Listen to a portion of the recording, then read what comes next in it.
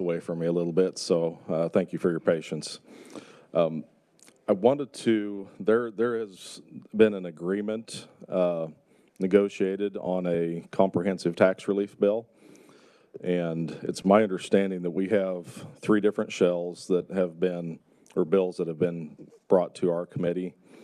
Senate Bill 410, House Bill 2096, and House Bill 2098.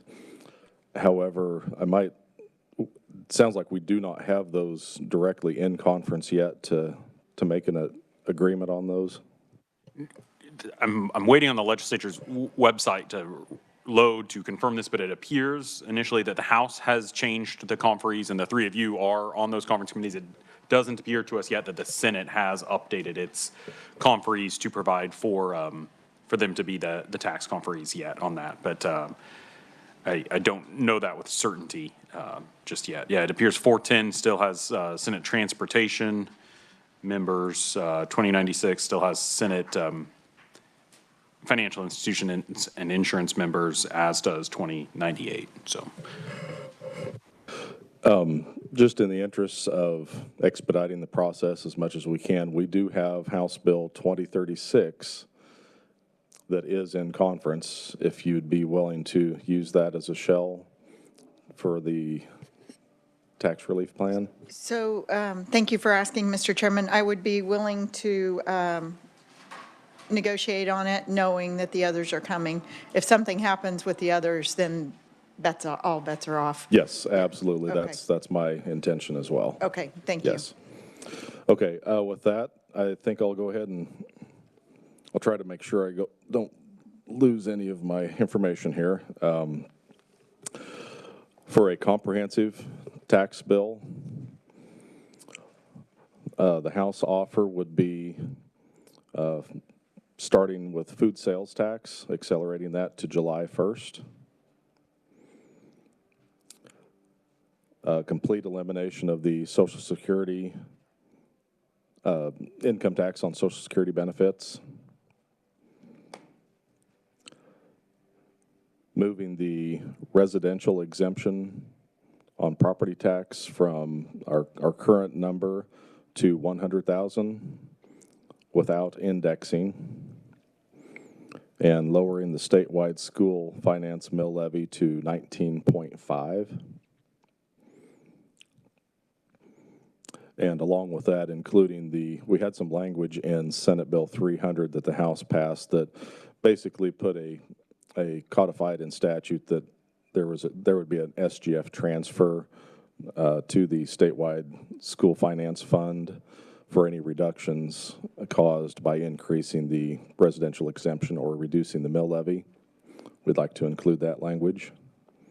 Could you repeat that last statement? Yes, in Senate Bill 300, we basically just wanted to codify in statute that it is the legislative intent to backfill the school finance fund through SGF with the reduction that 20 mil is going to be bringing in to the state.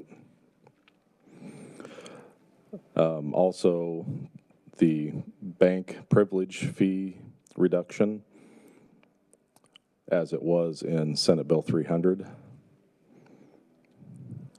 And I believe that was that tax year 25, if you could, I can't remember for sure. The House version of it had both rate reductions being done in a single year in tax year 25.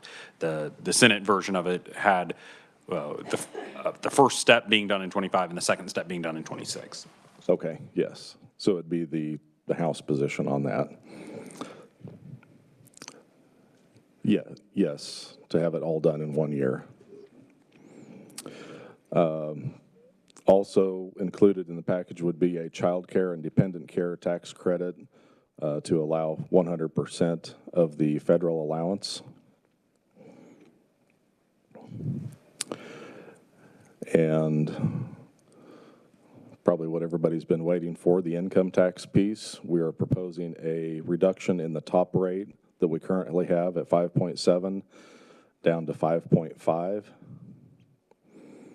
Keeping the 5.2 and 3.1 brackets the same.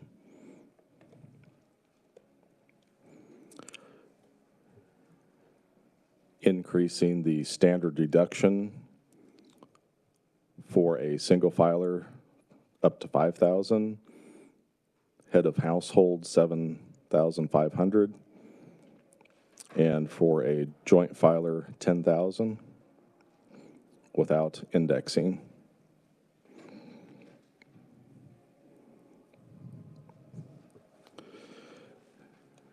And I want to check my notes. I think the negotiated agreement was to also keep the repeal of the LAVTR and CCRS demand transfer funds, to repeal those, get them off the statute books.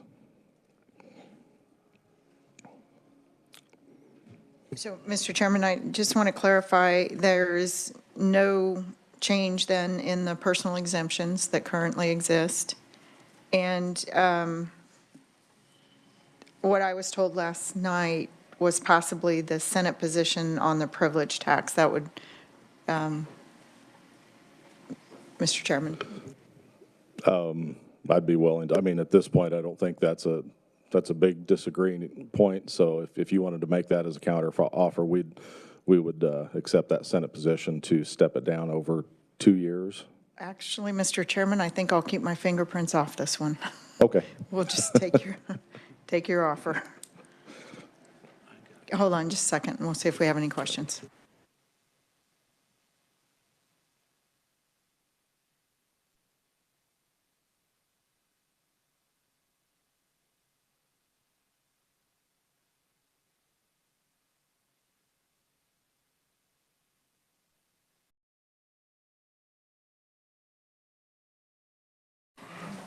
So, Mr. Chairman, we do have a couple of questions. First being, would you go over the rates? We just want to confirm those, and then Senator Holland has a couple of questions. Certainly. The rates, currently we have 5.7, 5.25, and 3.1. The proposal does not change any of the income thresholds. It does not change the bottom two rates. It is strictly one change to the top rate only, going down to 5.5%.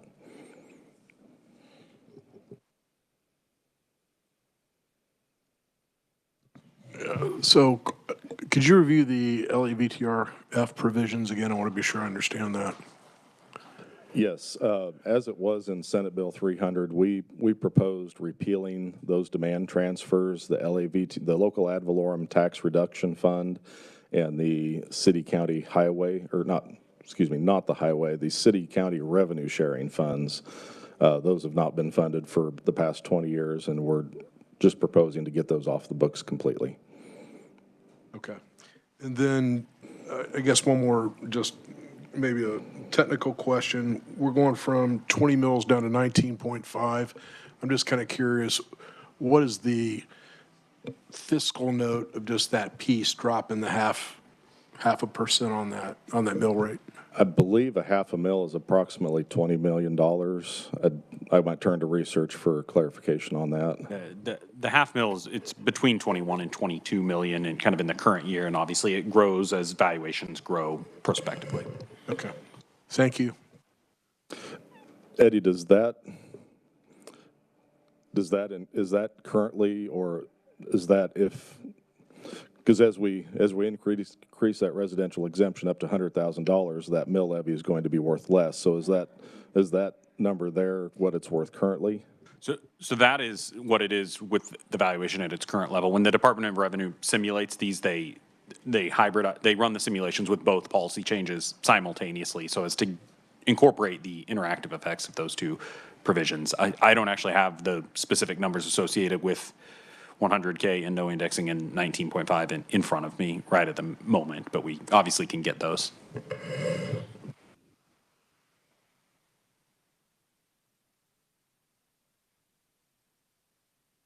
I might look to staff. Was everything clear on the proposal? Didn't know if there was any questions or clarification needed. The one thing that we did want to clarify is, and this is pretty consistent with the other plans that have been adopted. We did want to clarify that the effective date for those income tax changes were tax year 2024 for both the standard deduction changes and the rate reduction on the top bracket.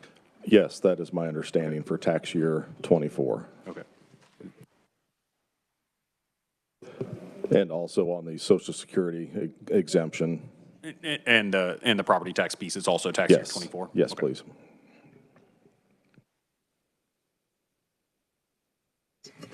So And thank you, Mr. same question for the child independent care credit to 100%. Is that a '24 change as well? I would assume so. I don't have any direction otherwise, so I Okay. think it was supposed to all be tax year '24. Except for the Yes, except the, privilege. well, yes, the privilege tax, correct. Mr. Chairman, I'm sorry, I didn't realize my mic was on when I said that. We appreciate your offer. We do have some concerns. Obviously, it's not 300 and it's not 539, either one. And so our concerns would be obviously the loss of the inflation factors. It's a big deal, the exemption piece and others. But, Mr. Chairman, we do understand the position that we're in, and we are willing to accept your offer. Thank you. And Senator, if it's not out of place, I'd like to mention that I enjoy working with you. I enjoy working with your entire committee. I think we do some pretty good work kicking out good tax policy. I know this is probably not what either one of us would have created. Like you say, we had pretty good positions on 539 and 300. If we would have sat down, it probably would have looked a little different. But I completely respect our leadership and the balance that they have to find something that can move forward. So we appreciate your willingness to work with that. And if there's no further questions, we'll consider that the Representative Sawyer. Yeah, I hate to be the one always all the time. I don't like it. I would like to do it, agree to disagree on it.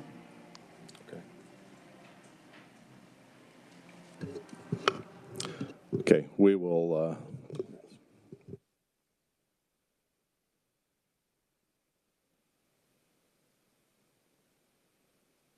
All right, I don't want to slow up the process, so I'll go ahead and sign the report, but I want to make it clear, but I'm not going to vote for it. You might not be alone. Okay.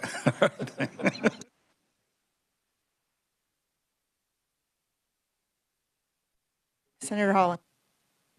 Yeah, Mr. Chairman, can you give me a little more insights as to why the LEVTRF was dropped? I mean, I know they just said we're getting rid of it, but that is a big issue in parts of my district. And I want to understand the thinking of why they're dropping that. Can you give me some rationale on the thinking behind that? Thank you. Yes, Senator, and thank you for the question. Basically, the attitude is it hasn't been funded for 20 years. The likelihood of it getting funded is very small. I believe the House might have passed it last year as a floor amendment, but it just hasn't been funded. We're wanting to kind of clean things up and provide property tax relief in a different way through the residential exemption, a pretty significant increase there, and then also trying to reduce the mill levies, which would be permanent property tax. We did have quite a bit of discussion because we have members on both sides of the aisles in the House. I'm not sure where the Senate stands, but if you fund that LEVTR, even if you can get it funded for a budget a year or two, as soon as the state budget gets in a little bit of a pickle, if we hit a recession or an economic downturn, that might get yanked out from our local cities and counties, and they'd be right back to zero funding on it. So we were looking at a way to provide direct property tax relief to the Kansas taxpayers in a more permanent fashion. I appreciate that. I just know, and I'm being very district-centric here, but this was a very big issue in a part of my district. And so I don't know if the message is this, the Kumbaya is supposed to address those concerns of the homeowners who were looking forward to some relief from the LAVTRF. Is that basically the message, that this is attempted to address that? Yes, that would be correct. And trust me, as a former county commissioner, I fought hard for LAVTR about 10, 12 years ago and had no success. I understand the cities and counties' concerns. Okay. Thank you. Thank you, Madam Chair. You're welcome. Committee, are we good? Yes, and I don't think we're going to have an agree to disagree. We're going to, are you going to sign the report? No, I'll sign the report. Yeah. Okay, thank you. Okay. Thank you. And- So hopefully we can expedite it.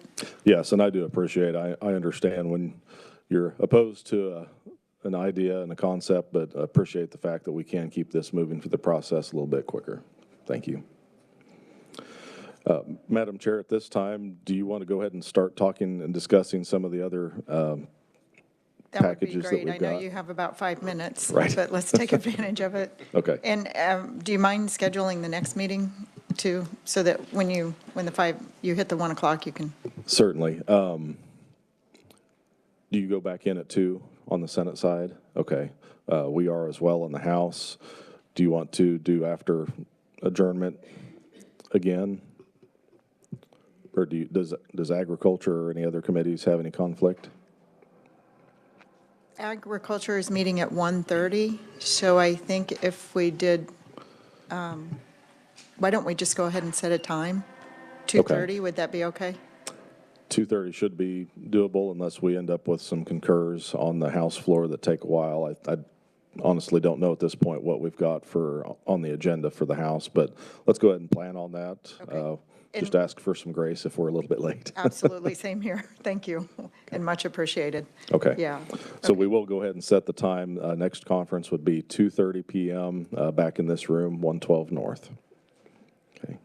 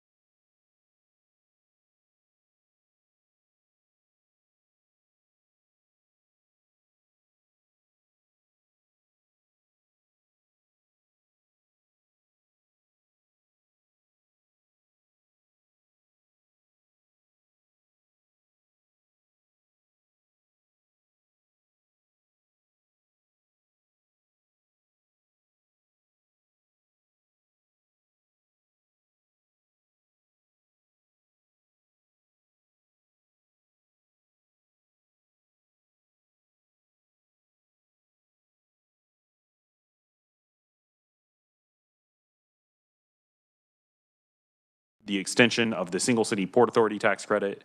It would include the reductions to the withholding tax penalties,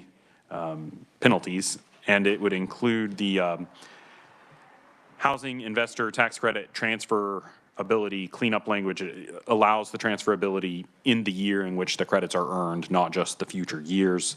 And then dropping down to the property tax items, it would specifically include the agricultural land adverse influence codification provisions of those influences. And my understanding is that that is the entirety of the package. I don't know if the revisers need to clarify any of the effective dates or anything like that as it relates to some of those provisions that were relative to last year's bills would be the only thing, but I'm not sure that we're instantaneously ready to try to walk our way through those just yet. Yes, and Madam Chair, I'm not sure if this is typical, but I would like to, I had a conversation back up on the revenue neutral pieces out of 482.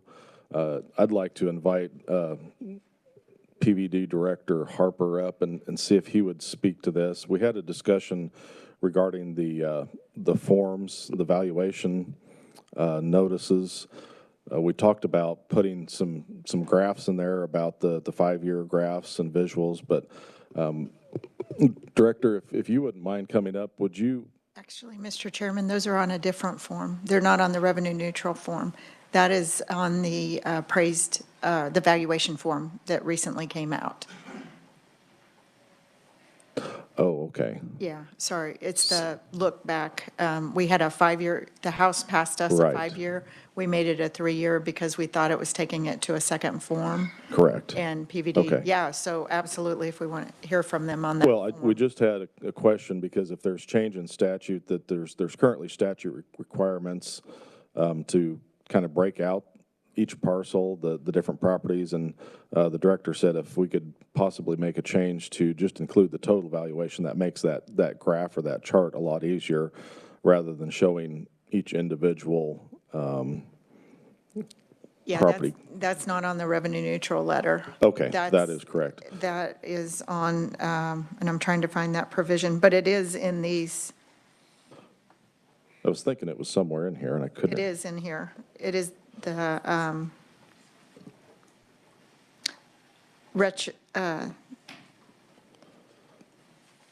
It's down there in the property tax piece about in the middle, the property valuation notice, additional years. maybe we should move that one up? Yep.